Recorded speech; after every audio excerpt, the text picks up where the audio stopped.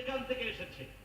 কিছু মুসলমান বলল, হুজুর আমরা একটু মসজিদে গিয়ে থাকতে চাই, পরিবার থেকে আলাদা হয়ে আমরা একটু মসজিদে থাকবো কিছুদিন। রাসূল সাল্লাল্লাহু আলাইহি ওয়াসাল্লাম একটা হাদিস বলেন, হাদিসটা মুখস্থ করুন। সিয়াহাতু উম্মতি আল জিহাদ ফি সাবিলিল্লাহ। সিয়াহাতু উম্মতি আল জিহাদ ফি সাবিলিল্লাহ। আমার উম্মত গাঠি নিয়ে বের হবে শুধুমাত্র আল্লাহর রাস্তা। বদর, উহুদ, খন্দক এছাড়া অন্য কোন কারণে বের হতে পারবে না, নিষেধ করে দিলেন চূড়ান্ত ভাবে।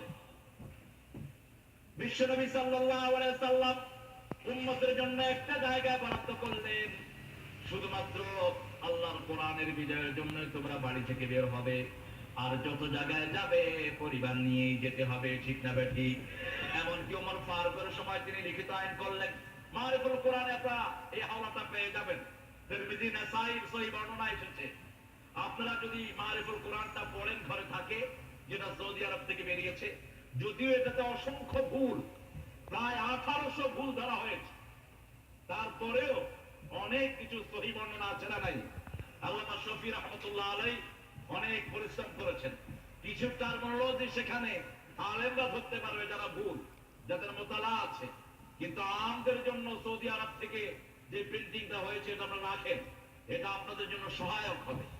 তবে ইমাম গাজ্জালির কোন বই যেন সাধারণ মানুষ না পড়েন।